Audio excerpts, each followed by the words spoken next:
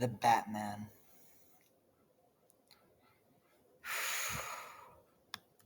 One week ago today, The Batman came out, and I saw it twice last weekend, and there has got to be somebody to talk to about it, so I might as well give you my thoughts on it. This is not going to be very spoilerific. There will be 2 or 3 spoilers towards the end of the video, so I guess we should just get to the review.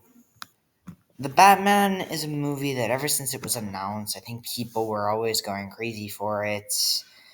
There were people saying, oh my gosh, it's going to be so good, but there are other people who were kind of skeptical about it, specifically with the casting of Robert Pattinson as the character.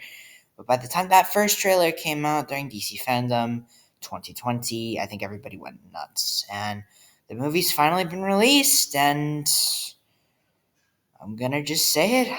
I thought it was an epic masterpiece. Now, I wouldn't call it the greatest Batman film ever. As a matter of fact, I prefer 3 Batman films before it. Those 3 being in the order from third to first: The Dark Knight, Mask of the Phantasm, and the first Batman movie from 1989, which is one of my favorite films. It's actually in my top 10 favorite films of all time, probably. I adore it. But this movie really shocked me for a whole bunch of reasons. But I'll get to that in a minute. Let's get through the story. This film is set in the first couple of years of Batman's crime fighting career. So he's not exactly used to everything yet.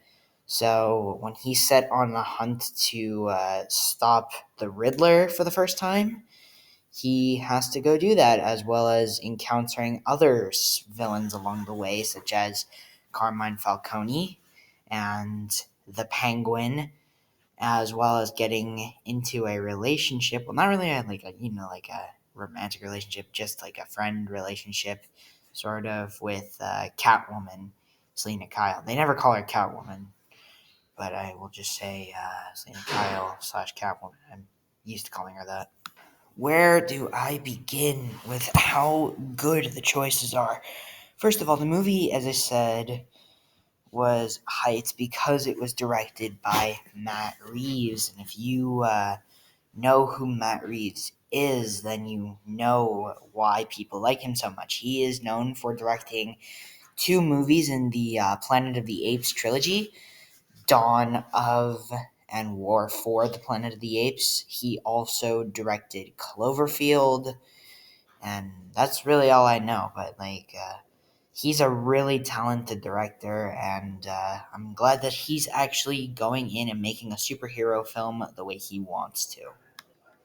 As for characters, well, they're very much inspired by some darker tales. I mean, the movie is inspired by a whole bunch of Batman stories. I feel like Long Halloween is definitely one of them, and the story is like the tone is very much inspired by the Nolan films.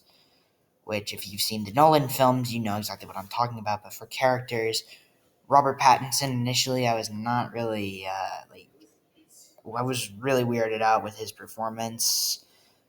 Well, not performance, like the casting. But overall, he did a really nice job playing a younger Bruce Wayne. And if they're doing sequels, which they've already confirmed 2 sequels and like a spin off show, then I'd like to see what he can do with the character.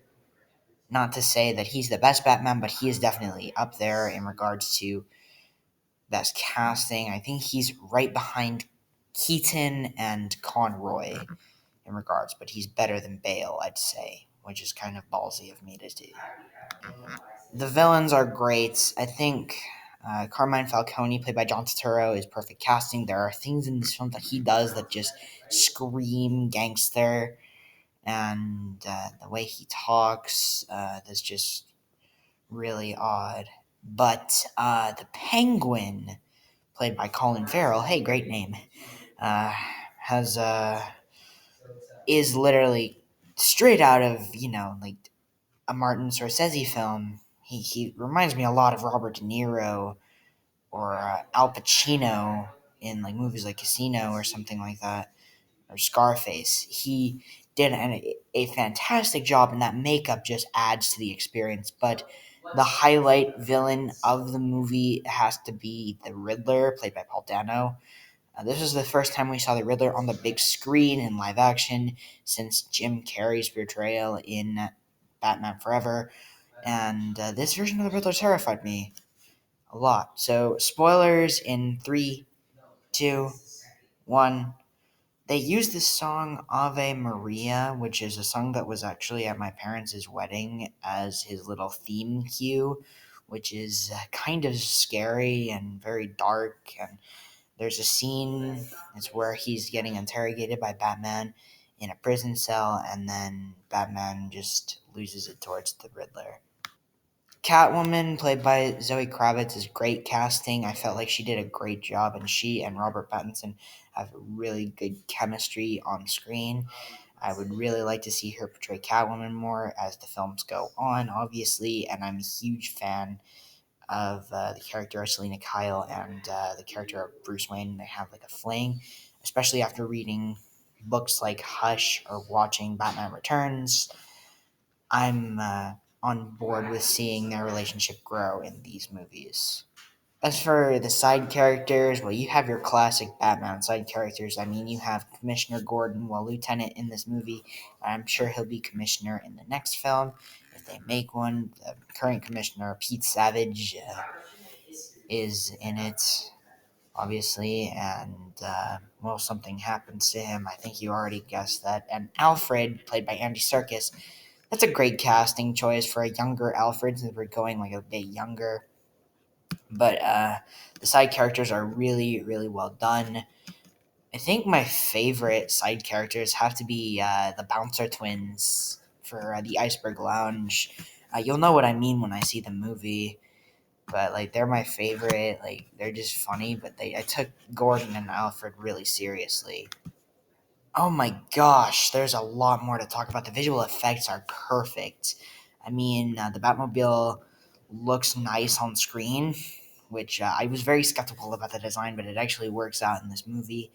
And there are a lot of practical effects too, which actually surprised me. There's two scenes in the trailer that do make it into the movie where Batman jumps off a building and glides. They actually got a stuntman to actually jump off a building and do that, and the car chase with the Penguin.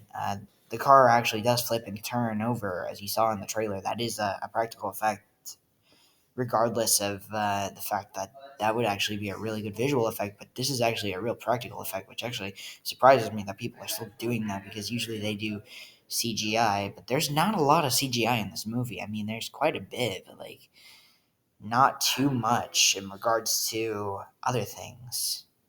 The music by Michael Giacchino is just, oh gosh, this is probably one of his best works yet, next to, like movies like The Incredibles, but he does a really nice job here. He gives the movie a really nice tone. He gives Batman a theme that's very noir detective style, and he gives the Riddler a scary theme, and there's also a really nice romance theme between Batman and Catwoman, which always should be a thing. Before I get to the action scenes, I just want to talk about the tone. My God, the first 5 to 10 minutes of this movie really scared me. The first time I watched this, I was just, oh my God, I was terrified. There are times where I was squirming in my seat. There are times I felt very anxious about what was going on. And Matt Reeves actually came out and said that this is going to be the scariest Batman movie, so I'm not surprised. The action sequences are fantastic. As I said, the jumping off the building, the chase with the Penguin is probably my favorite of the scenes. There are so many great action moments, and I really do enjoy watching them. And I feel like that this Batman movie has a good finale, a great finale. I mean, like, there are times where, like, there's a scene where Batman is doing something that kind of scared the crap out of me, and kind of made me scared for the person getting, well, whatever Batman was doing to him. Like, I won't say exactly what it was, but before I end this video off with a score, I just gotta delve into the final scene with the Riddler, which is a spoiler scene, so just be aware. Okay, so yeah, I'm glad that the Joker is in this universe, and I really liked the fact that despite he's not in it much, Barry Keoghan, who also is in Eternals, who plays Druig, is probably going to be a good Joker. Matt Reeves said that he might not return, but I honestly hope he does return. He can have great potential. I was really impressed with that few seconds of screen time, and he and Paul Dano already have good chemistry. So yeah, the Joker, really good choice for a sequel villain, especially because Batman Begins back in 2005 already set up a sequel with the Joker, and that turned out to be one of the most beloved comic book films ever made. So the Batman is fantastic. I have to give it a 10 out of 10. I feel like it's a really strong comic book movie and probably one of the best DC films in recent years, next to Zack Snyder's Justice League, The Suicide Squad, and then, of course, we have Shazam and Aquaman, which came out in 2019, and Joker, too. Yeah, DC has impressed me these last few years in regards to comic book films. Sorry about the background noise, by the way. But yeah, go check out the Batman if you have the chance.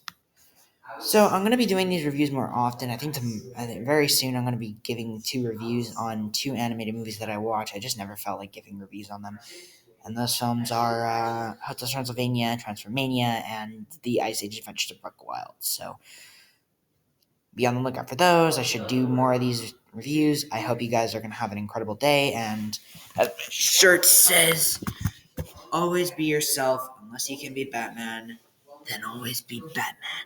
Thanks very much for watching, and I'll see you guys next time. Take care.